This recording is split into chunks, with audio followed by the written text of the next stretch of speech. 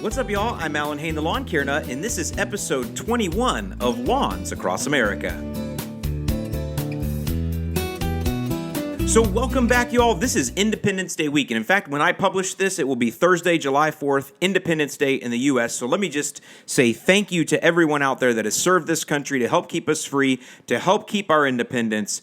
God bless you, and God bless America. I want to thank you for all that you have done. Now, speaking of Independence Day, it's also a day when most of you are going to be independent from work, and you're going to be out spending time in the lawn, and I hope that as this day progresses, you have a great time with friends, family, coworkers, whoever you're hanging out with this week. I hope you have a great time, and I hope you enjoy your time off, and maybe even to get to extend the weekend a little bit. I know a lot of folks, I know a lot of businesses, like newer businesses these days, how do I say newer businesses, like newer thinking businesses will give folks the Friday off since the holiday happened to fall on the Thursday, so it becomes like a little bit of a bonus. So hopefully you're one of those bonus folks, or maybe you're somebody that's taking advantage of that weekday off, and so what you can do is you can end up getting a full week of vacation but only spending 4 vacation days, so you may have had the whole week off, or maybe you're doing an extended weekend, taking Friday as a vacation day and getting 4 days in a row. However you choose to optimize your time and strategy and extending your time off, because I know that's what we all do, I want to thank you for allowing my podcast to be a part of that, and I hope that you get a little something out of it. I will say it's been kind of interesting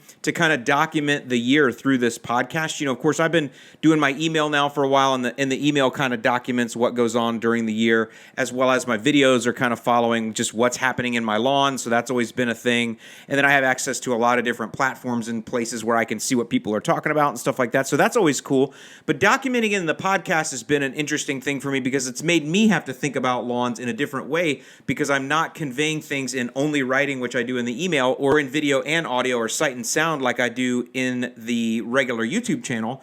Here I have to do it because the majority of you are going to be listening, and even though those of you that are watching on YouTube, it's just me in front of a microphone with a plastic flamingo here, there's no real visuals to add anything to the content. So what I'm getting at is it's been fun for me to have to research and learn and be able to communicate in a new manner or in a new way, and that's helped me to see things in a different way. So I just want you guys to know that thank you so much for the feedback I've been getting from you all on what you're getting out of the podcast and how it's helping you. But I want you to know it's also helping me. With that, I do want to get into this week's content. Again, some fun stuff. We're going to actually start out, and we're going to go all to recordings this week. If you do want to be on the podcast or have a chance to be on the podcast, you can call in and leave a message, leave your question on our machine. You can reach me at 833-526-8477. That's 833-526-8477 or 833-LCN-TIPS. That's where you can leave your question. Now, we get a lot there. I'm not able to get to every one of them, and in fact, many of them are the same or similar, so I'll do blanket things.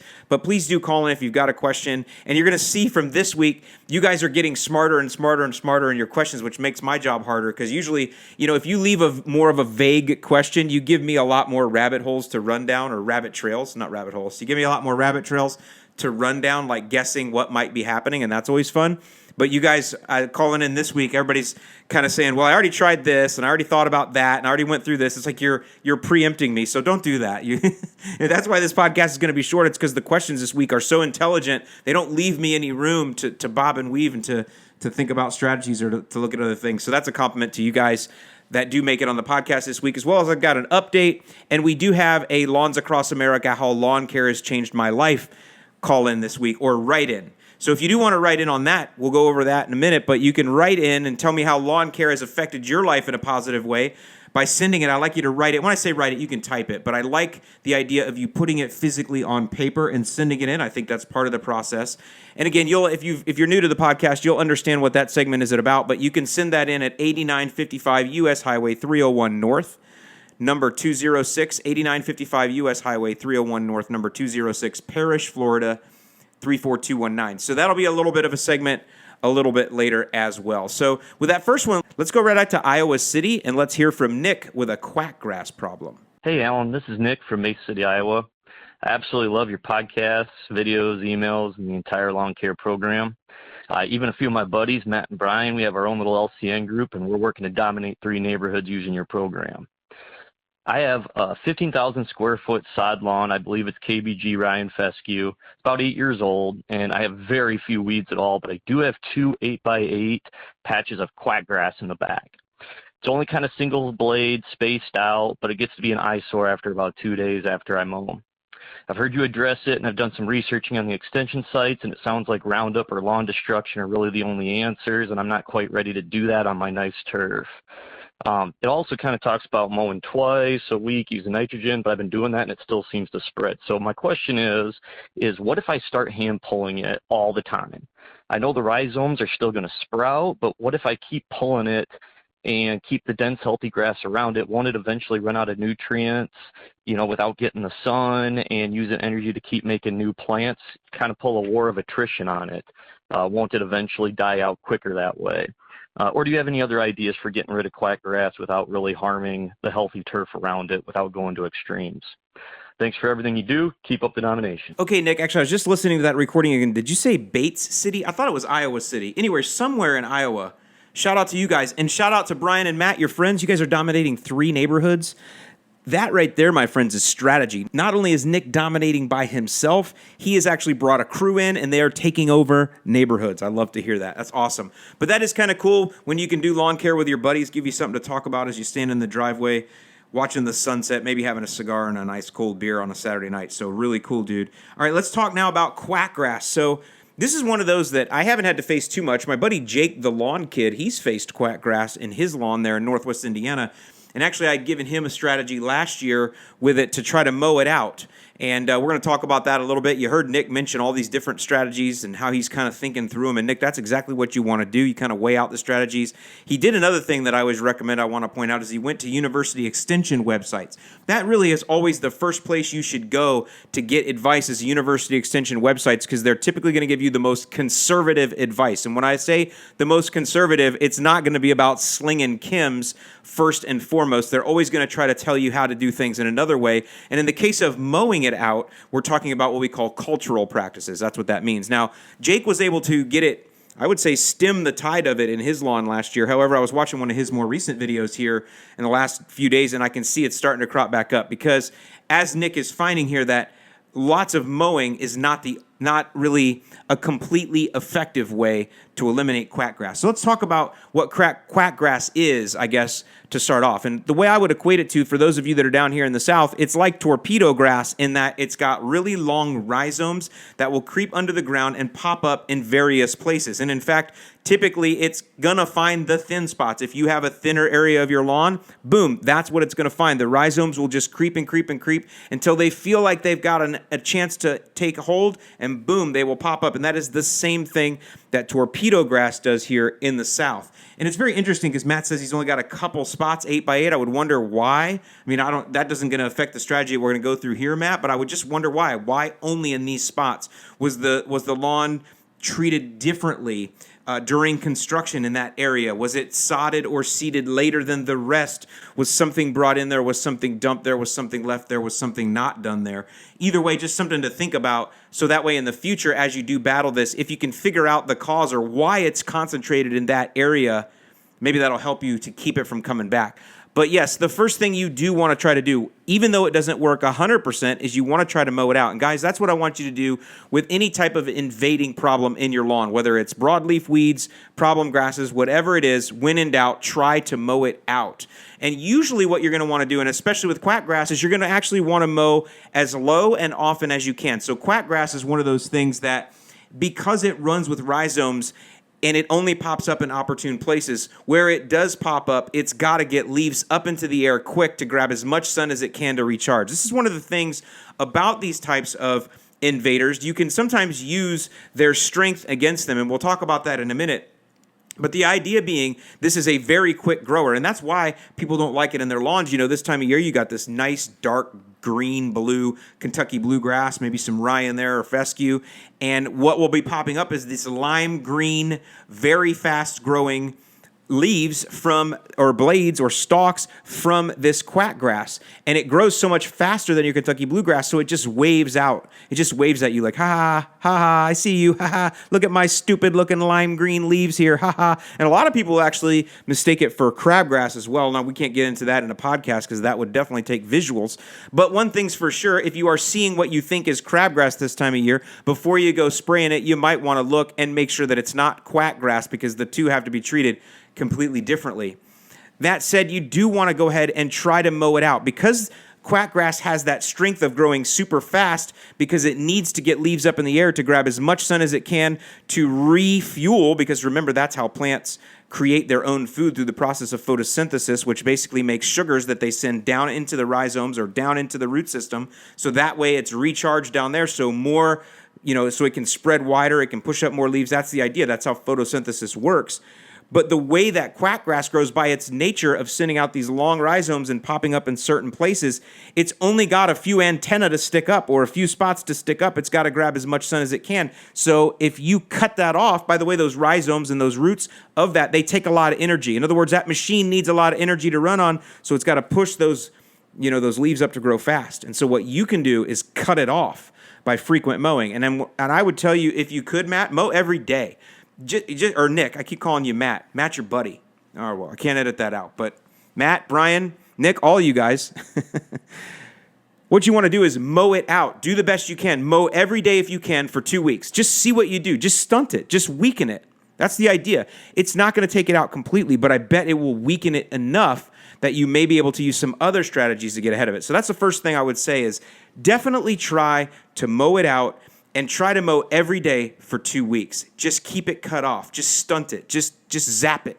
Just try to take some energy away from it. Your Kentucky bluegrass, on the other hand, will love that and will just push out more rhizomes. So it's not going to hurt the Kentucky blue. If anything, it should help or stimulate the Kentucky bluegrass to thicken up with its own rhizomatous,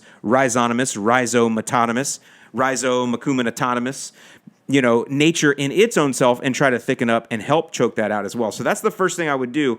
The second thing I would do is, can you get the lawn to be mowed lower? You seem like somebody that's on it. You're taking care of it. You obviously think through the strategy. So I'm sure your irrigation is in line. I'm sure that, your other your mowing will be in line because you're going to be mowing a lot. So what if you try to mow a little bit lower? Because again, the fact that QuackGrass has to grow tall and fast, you're going to be cutting it off a lot. Well, instead of cutting it off a lot at 4 inches, what if you cut it off a lot at 2 inches and you cut it off at its knees? Kentucky bluegrass can do fine at 2 inches. Now, if you get a lot of hot sun, or you get a blazing day with no cloud cover to help you, yes, that Kentucky bluegrass can be stunted, and it can also, suffer from some heat stress, but there's always a give and take with everything you do. And if you have your watering in line, you still will probably be okay. Now, the third piece is, can you real mow? I know there's a big craze going around the community about real mowing. I think that's cool. If you guys are not familiar with what real mowing is, look it up, REEL. You can look up my friend Connor Ward, who has a Kentucky bluegrass lawn that is real mowed at 5/8 of an inch. And he proves, even John Perry does manual real mowing of his Kentucky bluegrass in his backyard. I think he's at an inch or 3/4 inch. So it can definitely handle it if you've got a lot of your other things in line, if you've got a lot of your other, challenges solved. If you're not somebody that's dealing with, a ton of weed invasion, you're not dealing with a bunch of insects or disease, then yeah, maybe you can take that down and real mow it. And I bet if you real mow it, I bet you could get rid of the QuackGrass. I just call it crap grass. I bet you could get rid of the QuackGrass only with real mowing. I don't know that from experience, but I can just imagining from my other experiences in lawn care and what I've seen and what I've been able to mow out of my lawn before and things like that. I bet you if you went to a real mow, Nick, that you would be able to get rid of the QuackGrass altogether. So something to think about. Also an interesting way to dominate a lawn. Now, people ask me if I'm going to real mow, and one day I probably will do some real mowing, but it's not in my future for right now. So that would be the first choice, would be all about the mowing and the cutting. Now, Nick also asked about hand pulling, and certainly hand pulling is a great idea, especially because, again, right after you mow your Kentucky bluegrass, you're going to see the QuackGrass popping up the day, 24 hours later. It's going to reveal itself. So sure, if you went out, say, every morning as you're having your morning coffee, maybe you're going to make a little patrol around the lawn, and you just purpose in your mind that I'm going to pull 10 of these plants today. Well, if you did that every day for 5 days, you will pull 50 plants, and your sections are only 8x8. I bet you if you pulled 50 plants a week for 3 or 4 weeks, that certainly you would definitely be making a huge dent in those, especially if you're also mowing. Now, people will say, and you'll read this, and this is what I want to say, or I want you guys to think about. People will say, Alan, if you pull it, there are still rhizomes left, and it can regrow. And the answer to that is yes, and that's what you're going to read on the University Extension websites, and they're exactly right. But what happens with us and the way we work, we, you, me, all of us, is we think in black and white. We think, okay, if they tell me that it doesn't work, that means it doesn't work at all. It's either this or that, yes or no, all or nothing. There's like no middle ground, no gray area. But in fact, there's a lot of gray area. There's a ton of middle ground. And that's where success happens, is in that middle ground. So just because there's some rhizomes that will stay there and regrow, it doesn't mean that pulling it doesn't still weaken it. It doesn't mean that it might not reduce the population by 50%. Okay, so 50% grows back, but 50% didn't grow back. You see what I'm saying there?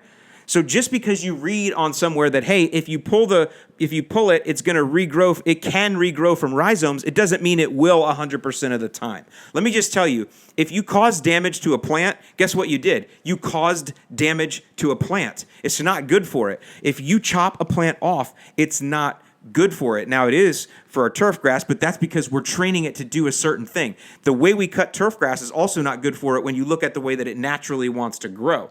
We are training our turf grass. We are sculpting our turf grass to be what it is. But the way your grass looks out front, that's not how it wants to look. That's not its natural appearance. We maintain it that way. We sculpt it that way.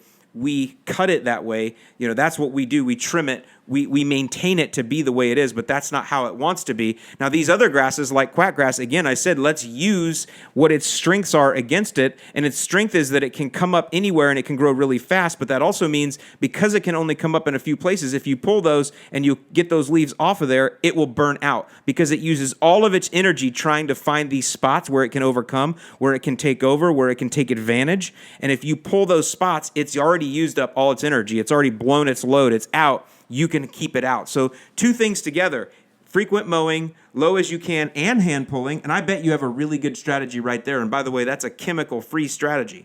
So just because somebody tells you pulling doesn't always work, it doesn't mean it doesn't work at all. And basically that's what Nick was saying. If you listen into what he's saying all of those things. He's saying, I wonder if I should still try it, Alan, because I know I'll get some results. So Nick, thank you for totally understanding. You're going to open that up to a lot of people. And that's the idea here, is for us to open up your thinking, to get you look at things a little bit differently when you approach your strategy here. Now, the last piece would be then, what if I do need to use some chemps? What if it is, you know, the outbreak is so bad, I don't have time to let's say you don't have time to mow every day. Let's say you're not in line where you can, start lowering your cut. You're just not there. Let's say you're not able to hand pull as much as you might want to. Okay, then there is a chemical strategy, and you will see that, and that is glyphosate, so Roundup, right? Glyphosate is what they call a non-selective herbicide, which means it will kill anything it touches. It's not selective. It kills everything. With that means if you spray that on your lawn, it's going to kill your good grass and the QuackGrass, and that is not the strategy we want to go at. There is a strategy like that. It's called the total burn down, and we're going to talk about that a little later in this podcast, but I don't want you to do that.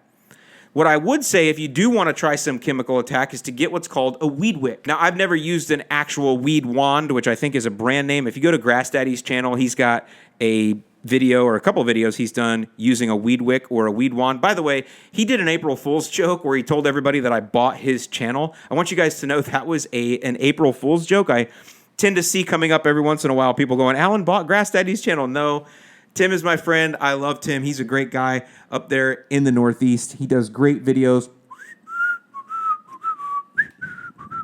Okay, so I can't whistle very well, at least not today. But that's his little theme song. He's got some good videos on a weed wick. Now, I've actually never used an actual weed wick, but when I worked for True Green, we did some weed wicking, and what we would do is we would just have a broomstick with a paintbrush on the end of it, and we would just dip it in the glyphosate and just hammer on the weeds. And that's the thing about a weed wick is, and actually I think I'll try to do some videos on this. I think it might be fun to make my own weed wick. You watch now, everybody's going to do that. Like everybody in the community is going to make these videos before I do. That's fine. You guys do that. I'll catch the trend. But either way, what you do is you dip it in, and then you're just, kind of painting the actual individual leaves instead of blanketing it. Now, some of the residual that will leak around the edges is going to kill your good grass, but the idea is that's a very concentrated way to apply glyphosate to a problem such as QuackGrass, where you can really easily see it. And that's the idea. You would cut the grass, wait a couple days till the QuackGrass grows higher, and then you're really able to get in there and just paint them nice and simple, nice and easy, and kind of target them that way. So that's another type of an idea that you might go after. So actually, if you kind of employed all three of those against your QuackGrass there, Nick, is you did frequent mowing at a lower height, hand pick when you can, and then when you're done hand picking and you can't hand pick no mow, that's when you go out and you paint those or weed wick them or weed wand the weeds in the lawn or the QuackGrass in the lawn. So that's something that you ought to try there. I love your thinking. I think you're on it. And please tell your buddies Matt and Brian, and all of you have the same name in my mind right now. Hope you guys can dominate your 3 neighborhoods out there. And as always, for you, we're going to be hoping for the best. The following segment is sponsored by Natria Grass and Weed Control with Rootkill, available at Lowe's, Home Depot, Walmart, and Amazon. Now, speaking of glyphosate alternatives, some of you had seen on Instagram and in my email that recently I did a little collaboration with a company called Natria, and as part of that, I wanted to mention them here in this podcast. So, Natria is a glyphosate alternative. Now, it's not for lawns. I know in our last segment we talked about weed wicking with a weed wand and things like that in the lawn. Natria is not for that, but some of you will be, experiencing weed and grasses growing up in your crack crevice of your driveway, in your sidewalks, or in your landscape beds this time of year, especially if you're down here in Florida where we're in the rainy season.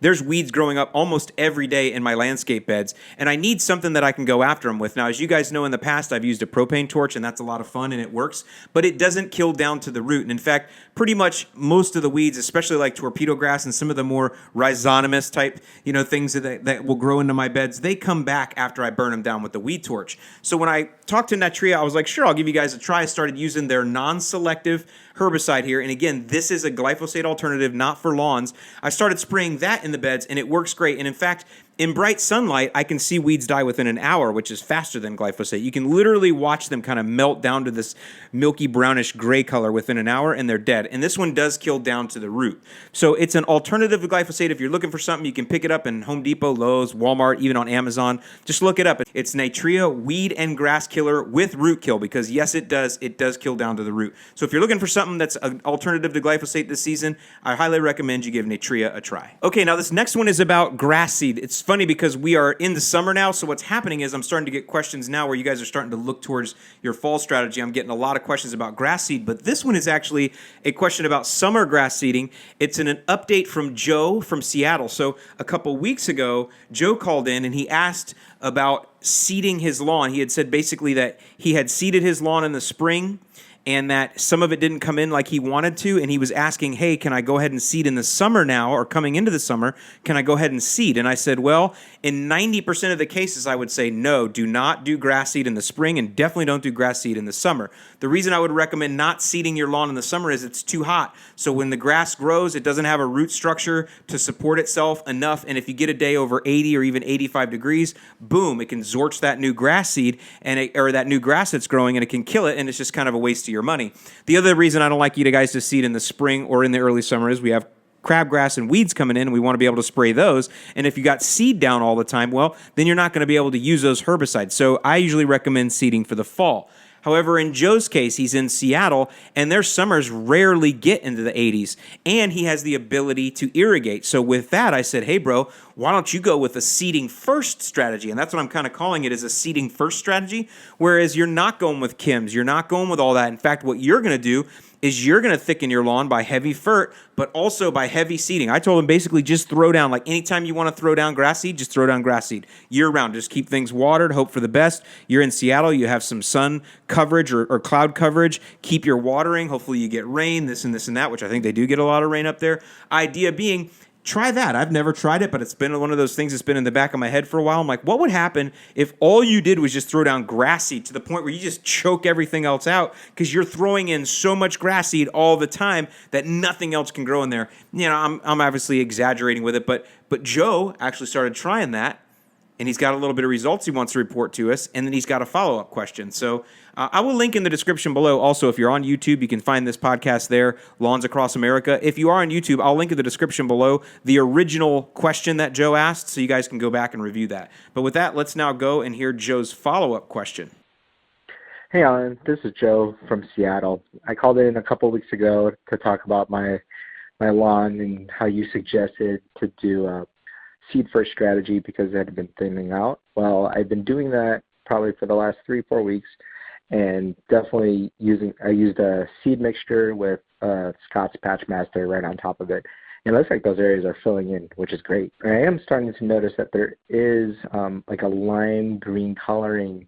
And then I saw a couple videos where it's possible that in the past I've probably cut them longer than the 1/3 rule. And so they are the crowns, giving it that lime green, hazy brown look color. my question is, should I just mow it taller, or should I kind of kill that area and just restart, reseed, and redo that area to make it easier for, I guess, uniformity and everything? All right. Thanks for your help. Bye. Okay, Joe, thanks for your follow-up. And this is actually good because I've actually gotten this question a few times. I think it stems from Jake the Lawn Kid made a video even a couple days ago now, I think it was, where he talked about lengthening of crowns in the grass, and he showed some pictures of it. So go check out Jake the Lawn Kid's channel there. You'll see that. But I had to call John Perry, too, because I wanted to just make sure I was going to talk about this in the right way, because he also is going to be talking about this a little bit. So I want to give him a shout-out here. When I went to answer this question, I called him for a little bit of advice just to make sure I was talking about things in the right way, and because apparently a couple of you might be confused on this. So let me just say, first of all, Joe, great job using the Patchmaster. I like that. It's one of those things that can help retain moisture against your seeds, so that's super smart, and you're getting results, so I love to hear that. Now, the thing I want to talk about is this lime green. So it's hard for me to tell from the call if the lime green is the new seed that's growing or if it's in other areas of the lawn that were currently established. So I'm going to just cover both because I think it'll be good for you guys. So if you're growing grass seed and it's been coming up, and let's say that it germinated and you actually saw it break ground, say, 10, 12 days ago, as it comes up, it's definitely going to be a lighter color. It doesn't matter if it's Kentucky bluegrass, perennial rye, turf type tall fescue, it doesn't matter. As it's coming up brand new, it's going to be a lighter color. And that's because it's only really taking whatever energy it can get from that seed. It doesn't have enough of a root system to really be grabbing a ton of nutrients out of the lawn yet. Now, it can grab some, and that's why we put down starter fertilizers and things like that. So as the root system does start to mature, it is start to be able to take these nutrients in, which will then help to green up those grass blades so they can start doing photosynthesis and the grass can become independent. But the first several weeks, or even the first 6 to 8 weeks, depending on how things are, depending on how much heat it's getting, how much sunlight it's getting, and depending on how the rest of the lawn is responding to whatever your treatments are and how healthy that is, it may have a lighter green cast to it. So if that's what you're talking about is lime green and it's your new grass seed that's growing, I would just say keep things going as normal, keep mowing as normal, keep fertilizing as normal, and that will even out within 6 to 8 weeks or so, probably a little bit sooner. Now, if the areas you're talking about have a lime green look and they're in the more established parts of the lawn where you haven't seeded, then we can look at a couple other things. And before I worry about too much about this crown lengthening, which we'll talk about in a minute, I would like to first say that it might be, and where you're at, I wonder if your lawn flowers or goes to seed a little bit later than what I'm used to, but typically, from Kentucky bluegrass and fescue lawns, they will go to seed sometime, at least where I was at in Northwest Indiana, sometime in May, later May, or early June usually. Now, we're all the way in July, but you're in Seattle, and you have milder weather than what I was used to. So if your lawn has recently gone to seed, and by the way, your lawn going to seed, your good Kentucky bluegrass, your good tall fescue, going to seed or flowering is not a bad thing. It doesn't mean the lawn is unhealthy, and in fact, I consider it to be a good thing. If your lawn feels like it's healthy enough that it wants to reproduce itself, I think you should take that as a good thing. It'd be better than if it was so zapped and so tired and so worn out and so neglected that it could not reproduce. It had no desire to reproduce. That's not a good thing. Now, obviously, there are a lot of reasons why grass can go to seed. It can be stress response and all kinds of things, but it's normal. So your grass going to seed is normal. However, there is something that happens after that, and that are the stalks that had to push those seeds up. And this is where talking to John Perry kind of made me think about a few things and made me think about things differently, which is why I like him, because he has this really interesting way of breaking things down. Think about this. If your grass is going to go to seed, those seeds on the end, they're heavy. Right? The grass has to support those heavy seeds, and those seeds need to get up into the air, and that way when they fall, they can fall down and around, right? They need to dry up first, and that's why the grass doesn't seed itself, and all kinds of other reasons why you'd have to let it grow too long. But the long and the short of it is there needs to be a fairly thick and dense and stout stalk to hold those grass seeds up in the air. And so what will happen is after your grass goes to seed, what we tell you to do when your grass is going to seed is to actually mow more often. Try to mow it out. Try to get it to just realize, okay, I'm done. I'm not going to try that anymore. You keep cutting off my babies up there. I'm going to stop. But when it stops, those stalks are thicker and they're more dense, and they don't have a grass blade on them. They're a stalk. They're thick. They're a pole. And so they don't cut nice, and so what you have is frayed ends. It doesn't matter how well you've sharpened your mower blade. I get those pictures all the time. People sending in, hey, Alan, I sharpened my mower blade, but look at this cut. It's still frayed. It's still ugly. Yeah, that's because those are actually not grass blades that you're cutting. It's the stalks, the seed stalks.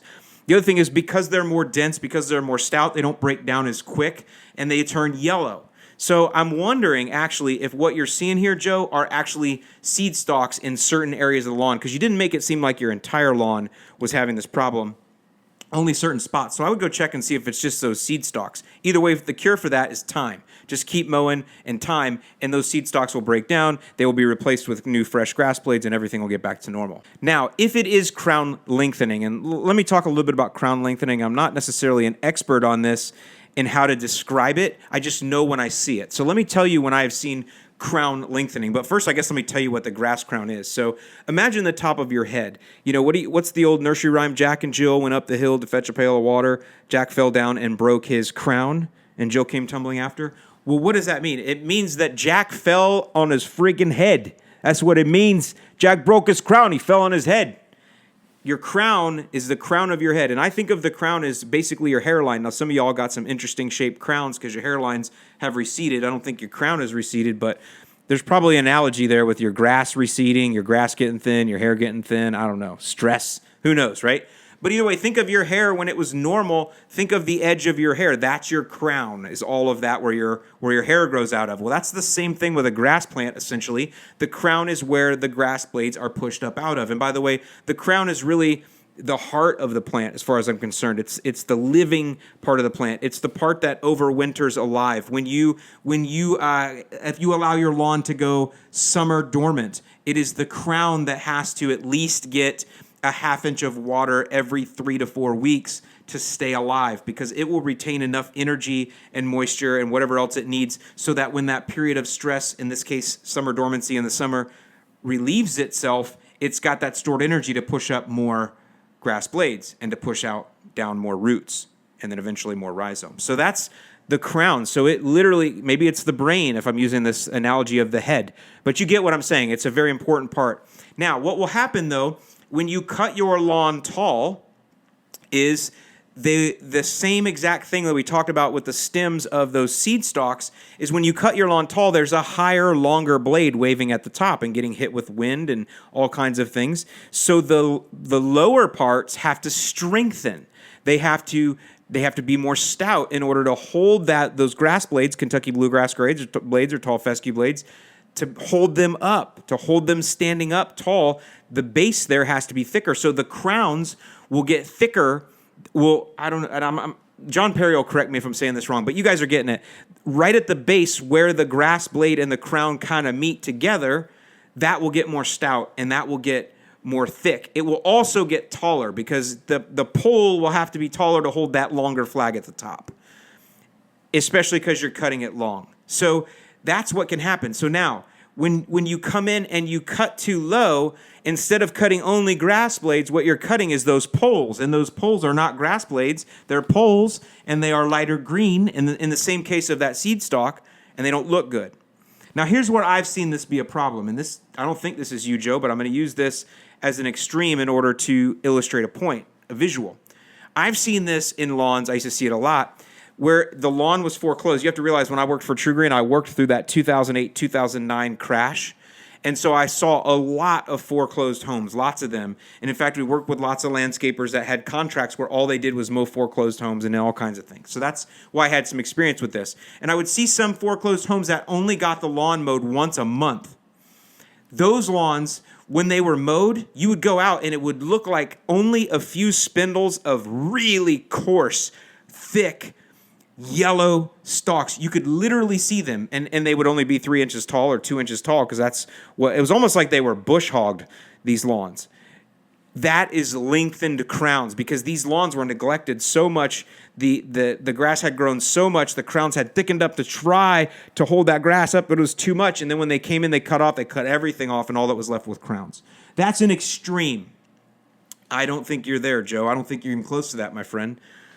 What I think you have, and even if you said, hey, I broke the 1/3 rule a few times in the spring, I don't think that's enough to do it either. This has got to be, if you're mowing your lawn or letting your lawn get overgrown for a successive several months, and even if it's only overgrown a week or two, I don't know. I just don't think that that's the problem, okay? I think you guys are picking up what I'm putting down for the most part. What I think is actually the problem is that you've got areas where you don't realize it, but when you mow, there's a dip or a divot, and it's causing your lawnmower to bottom out in those spots, and then it is cutting into the crowns. It's not that you neglected it 3 or 4 times over the spring, or maybe you couldn't get it there because of long times of rain, long stretches of rain where you couldn't get to it, right? I don't think that would cause that issue. I just don't. Because you're somebody that is maintaining it, you are. You just don't think you're maintaining it as perfect as you think I tell you to, right? What I think is the lawnmower's bottoming out. So I would go look at that. Now, if you said the whole lawn was doing that, Joe, I'd say, well, maybe you are not mowing enough. But if it only seems to be in sections where it's lime green, I think probably that is exactly what's happening. The lawnmower is bottoming out in some way in those areas. But it's still fun to think about. It's still fun to kind of talk through and just kind of think about the strategy as you are. So I wanted to just compliment you there. Now, what I will say is for those of you that are taking over a foreclosed house like I talked about, or a neglected lawn where it's all these like thick tufted stalks like that, or if you have sections that are doing that, the cure is to mow. What will happen is eventually the crown will adapt. And that's the best thing about grass. It's adaptive. A grass is so adaptive. Look, go out right now and find grass growing on the side of the highway that is neglected and it looks beautiful, especially after a rainstorm when it gets free nitrogen. Go look at grass that will grow in the middle of the street. You know you see it. Grass is highly adaptive. After a forest fire, you know what the first thing is to regrow? The grass. Grass is extremely adaptive. It can grow just about anywhere. Now, it's not always going to grow in this perfect, beautiful lawn like we want. That's not the case. But it is adaptive, and that's what I want you to get out of it. It's a strong plant. It's an alpha plant. In general, it's alpha. So what you want to do is you want to teach it to adapt to your ways. Hey, grass plant, I know right now you got these super strong poles that you're pushing up because everything's been long and somebody's been neglecting you. So because they've been neglecting you, you grew these strong poles to hold up these big, nasty tufts of grass that no one's cutting that are laying over and everything looks bad. But I just bought this house. It's been in foreclosure or it's been ignored for all these years. Now I'm going to have to come in and cause you some pain, and I'm going to start cutting at 4 inches, and ouch, that hurts, and all I have are these tufted green stalks. But listen, I'm going to keep cutting at 4 inches every 3 or 4 days. And what you're going to do, grass, what you're going to do, turf, is you're going to figure out what I'm doing to you, and it's going to recede those stalks down. That crown will adapt and say, okay, is this how we're going to play it now, bruh? Fine, I'm going to send up some more grass blades, and you tell me how you want to play it. That's what your crown's going to say to you.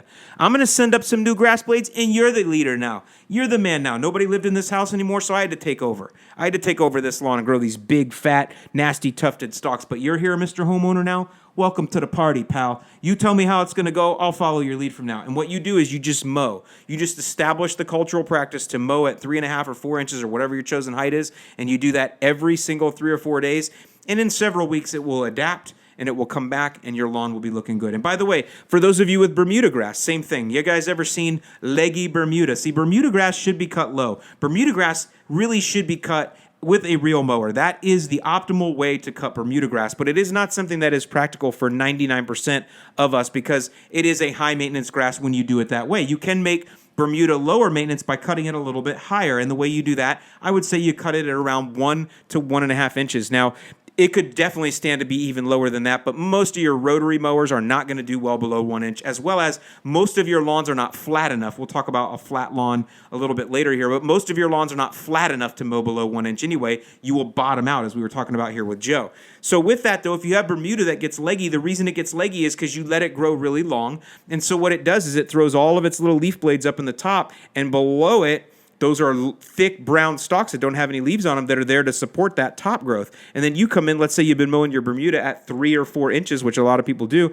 and all of a sudden you decide you're going to cut that Bermuda down to 1.5 inches because you heard me. You're like, oh, I'm going to take this down low. What do? You get nothing but a bunch of brown stalks showing up everywhere. Now that's Bermuda, and that's called leggy. If you want to Google search leggy Bermuda, or if you just want to remind me, I will show you. I got tons of leggy Bermuda in my lawn. I got so much Bermuda leg in my lawn, it's almost going to have to get a permit. That's how much Bermuda leg I got in my lawn. It gets ugly, but the idea being that's a similar way to look at it, or that's a similar thing you can see in a southern warm season grass type. All in all, the key is, whether it's you, Joe, with your cool season grass or somebody with leggy Bermuda, choose the height that you want to be at, go there and teach the grass, have the grass adapt to you. And I promise you it will, as long as you're following all the other practices we talk about: good watering, good fertilization, keeping things consistent, and mowing every 3 or 4 days.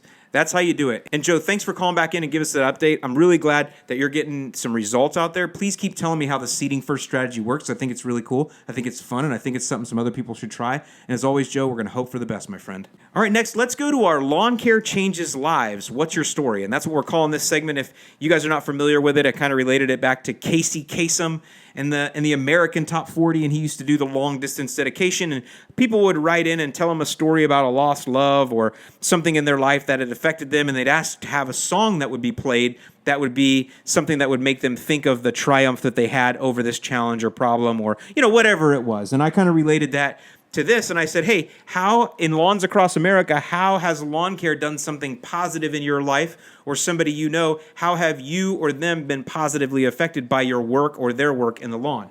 And so I've had a couple people write in here, and this week we are going to go to David, and David is in Minnesota. Hey, Alan, my name is David, and here's my Lawn Care Changes Lives. What's your story?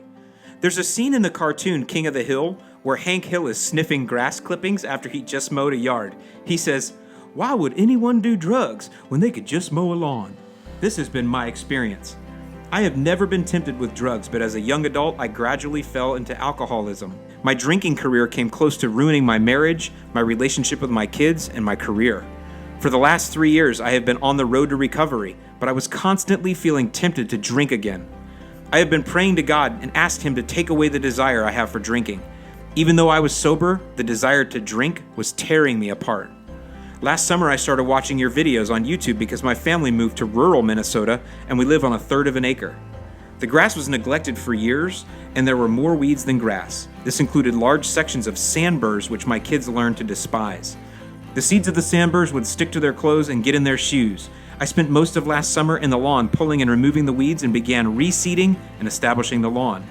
This summer, our yard is dominating the neighborhood, and my kids have a lush green backyard to play in without any sandburrs.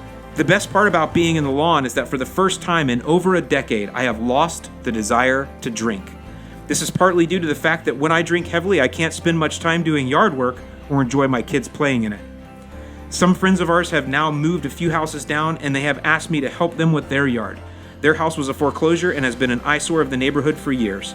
Now that I have been working on their yard, it will soon start to dominate the street. In short, God has used lawn care to remove the desire of me wanting to drink and has allowed me to help others with what I have learned.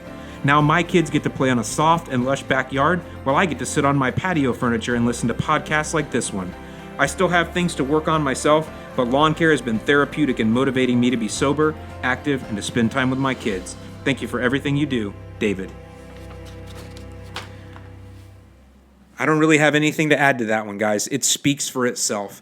I know that there are stories like this all over the country. David, there are so many people that have been able to get through challenges in their life just like this. And it's not always just about the lawn. In this case, David uses the fact that he wants to be with his kids on the lawn as a motivator, the fact that he can spend time with them. And I've said that so many times, and I guess I do have something to add to this because one of the greatest things about lawn care is doing it with your kids. I sent out an email on Father's Day, and I said, this is a great thing for dads and sons to do. And a couple people called me out, and they said, what about daughters? And I have sons, so I only think in a certain way. But yes, exactly. How many of these things that we do, these tasks, even the math, the hard math, the tuna can challenge, the property mapping with you know, walking it off, stepping it off, how many of these things can you get out and do with your kids and spend time with them, but also teach them to think in a certain way, to care for property that you've purchased, that you live at, to watch things grow, to watch things progress?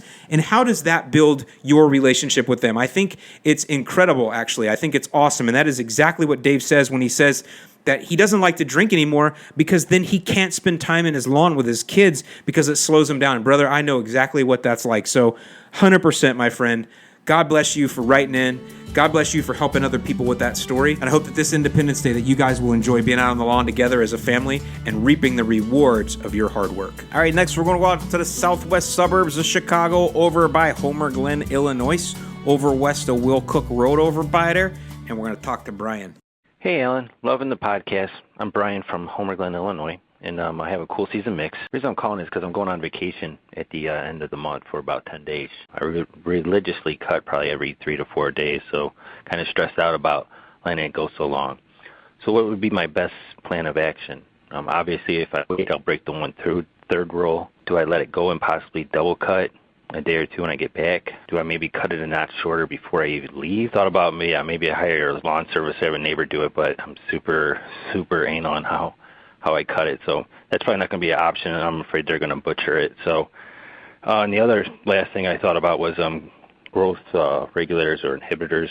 I have zero experience with these and didn't know that this was an option until recently. So just want to get your take on them. Just FYI, I'm recovering from leaf spot and melting out, so I'm not sure how that would impact the best course of action. Yeah, keep on enjoying the mow, and thank you in advance for any insight. So, Brian, you are definitely thinking through the strategy. And the thing is, you have the answer there, but I love that you called in to kind of bounce it off me because I'm going to talk about it in a different way, maybe, or kind of approach it in a little bit different way. So, super smart question, super smart that you're thinking through the strategy over by there. I don't know if you guys noticed, but Brian's got that solid South Side of Chicago podcast. He enjoys the podcast over by there.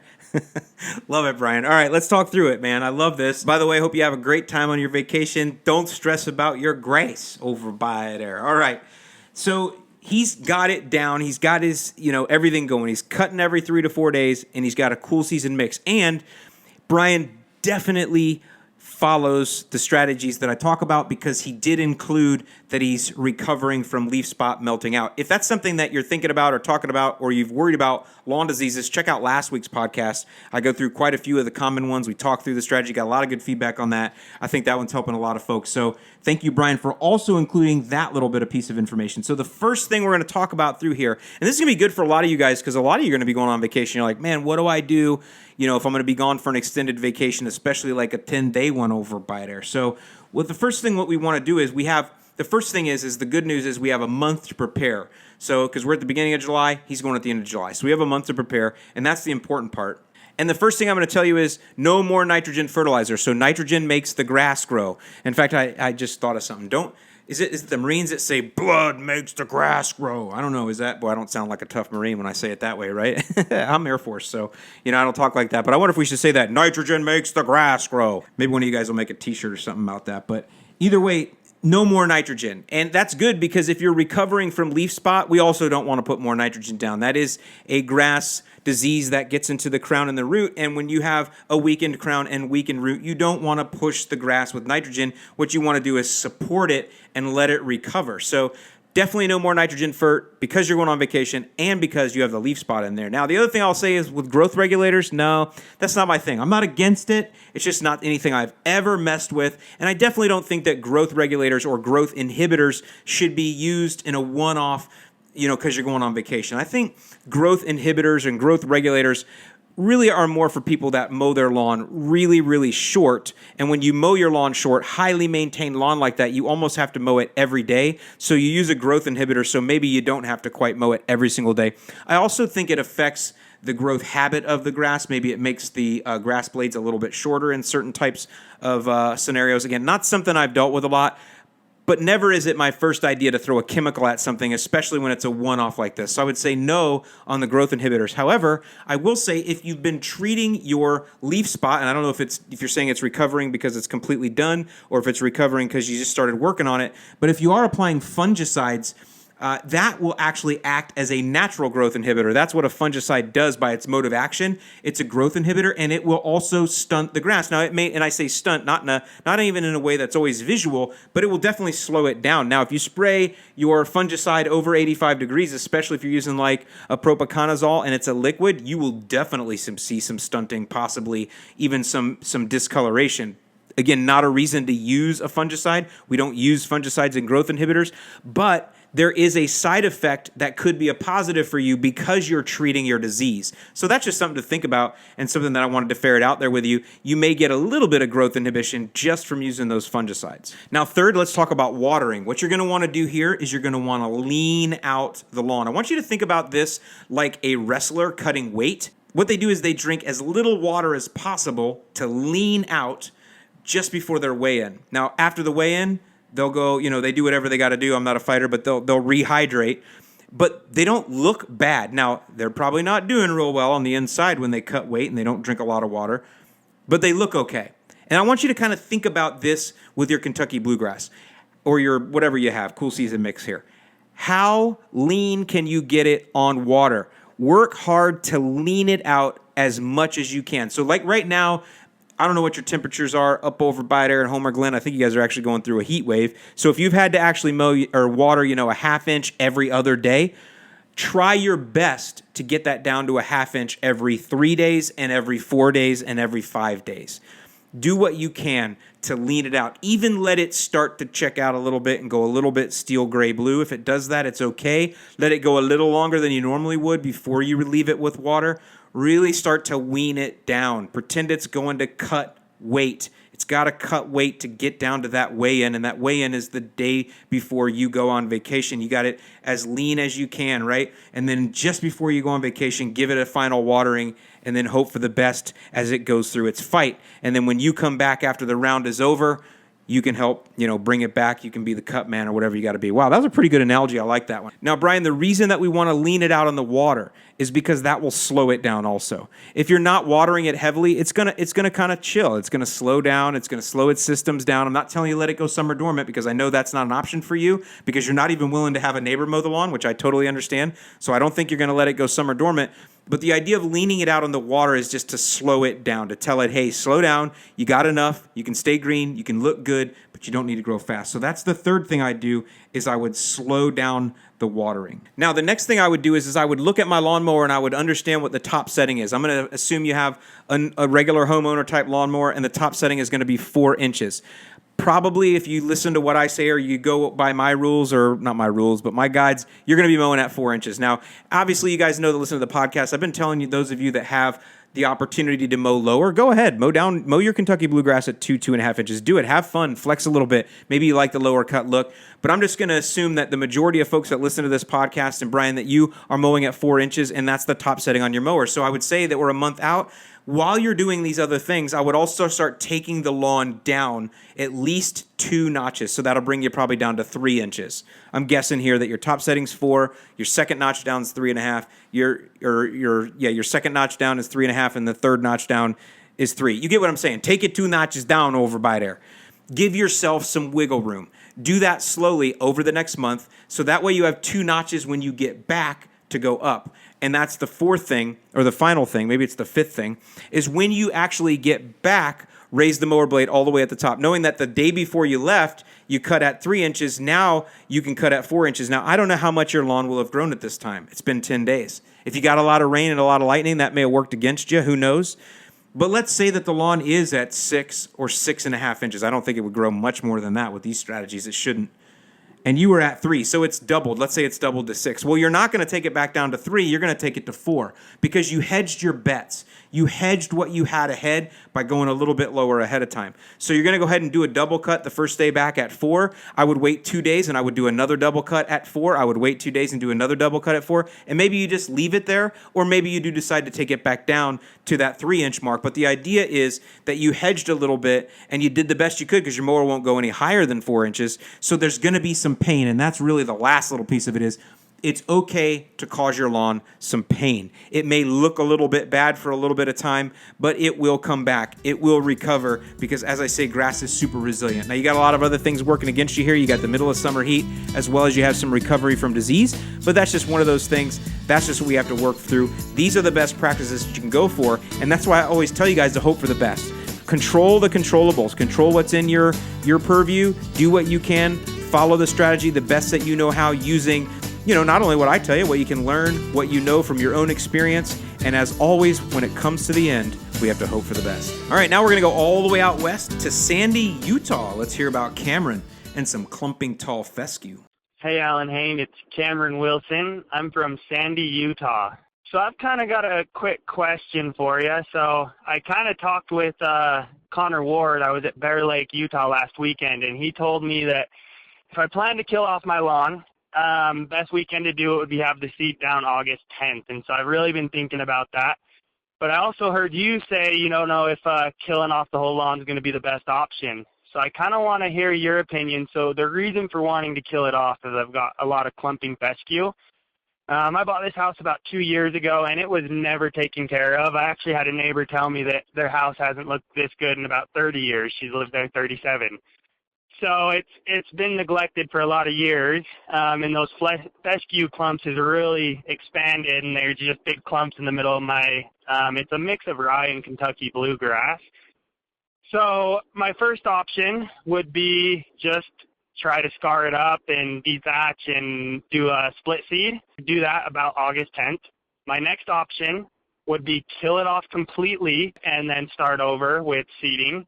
And the last option would be, my lawn is super unlevel, so I'm going to need to do a lot of leveling. What do you think about getting a sod cutter, removing all the sod, re-leveling the lawn completely, and then going with new seed from there? I really want to know what the best option would be. I'm really just kind of throwing mud at the wall and seeing what's sticking, so your channel has helped a lot. I've gone from just throwing stuff down to calculating, and my lawn's actually looking really good this year, and so that's what makes me want to try to push it to look even better. So thanks again for everything you do, and I hope to hear back. So Cameron, I don't know, maybe Utah has an accent, because when I first listened to this call, it sounds a lot like Connor. So I guess Utah has an accent. I can pick it up. Maybe some of you can tell me if I'm the only one. And that's not a cut on you guys. You guys know I like accents. I like to pick up on regional accents. I think it's kind of interesting. It's one of the things that I think makes our country great. But anyway, with that, this is a good strategy to think through. And Cameron, thank you very much for this call. And you have obviously thought this out ahead of time. So, let's go through some of that as well. So your first option, and by the way, stopping by and seeing Connor, yeah, he definitely is all about that burn down strategy. He finds like one little 2x2 patch of Poa annua in his lawn, and he's going to burn the whole place down.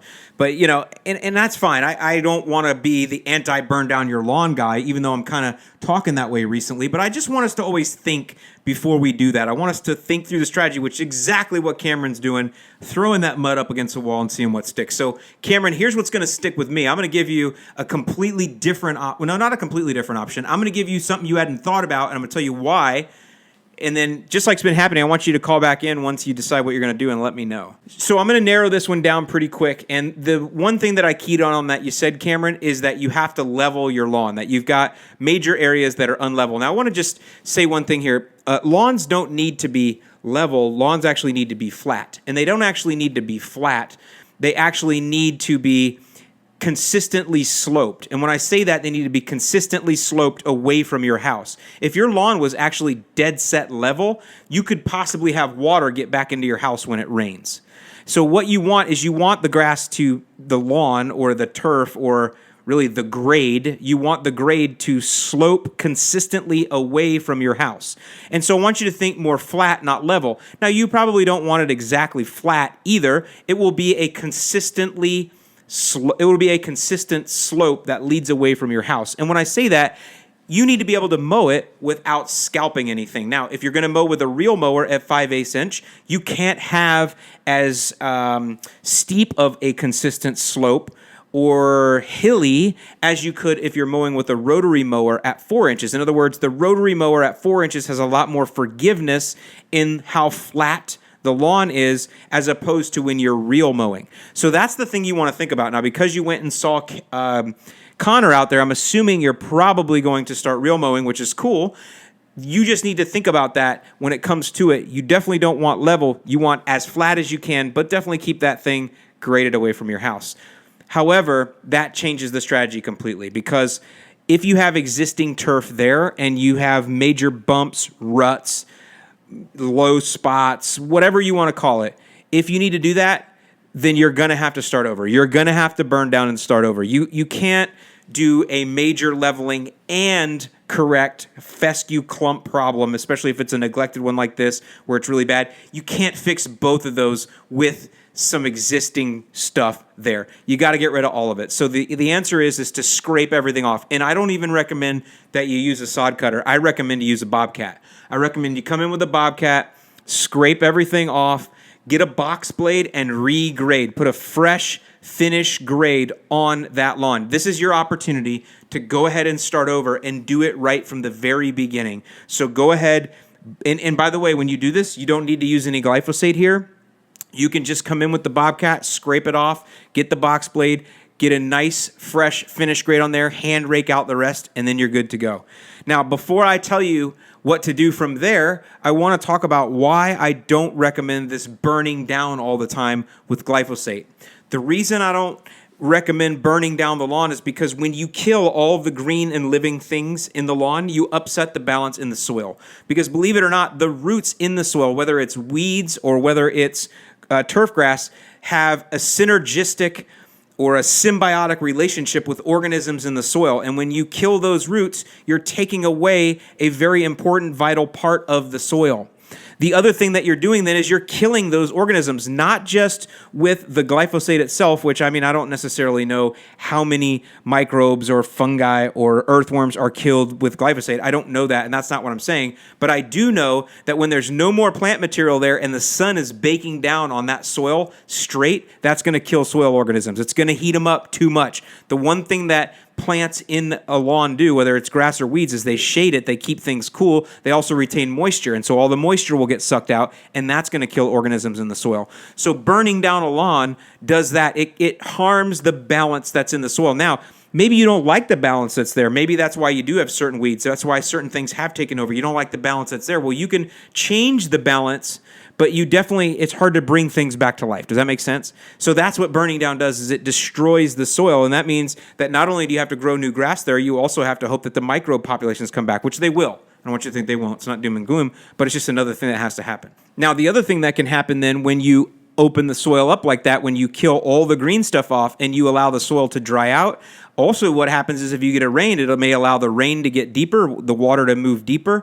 It will change the oxygen content of the soil. All these things can awaken things that should better be left deep and alone and in the dark and not awakened. It can awaken more seeds. Not only more clumping tall fescue seeds that have probably laid dormant and will continue to lay dormant. When you open that lawn up, a lot of those will come up, but who knows what else is under there. If this has been a neglected lawn for many, many years, 30 years, according to what you're getting with your anecdotal evidence from your neighbor, who knows what's under there that is laying dormant, that has kind of found this position where it's not going to get the right temperatures, it's not going to get the right moisture. You know, that's the whole thing. Just because we talk about how to grow grass seed and the things you need with grass seed, well, every seed needs a certain condition to grow. And sometimes seeds of things that we don't want, or weed seeds or whatever, they can get deep down in the soil where they're just not going to grow. But when you open things up and more oxygen gets down, it'll waken those things up, and you can actually cause yourself more problems. So that's why I don't like the idea of burn down.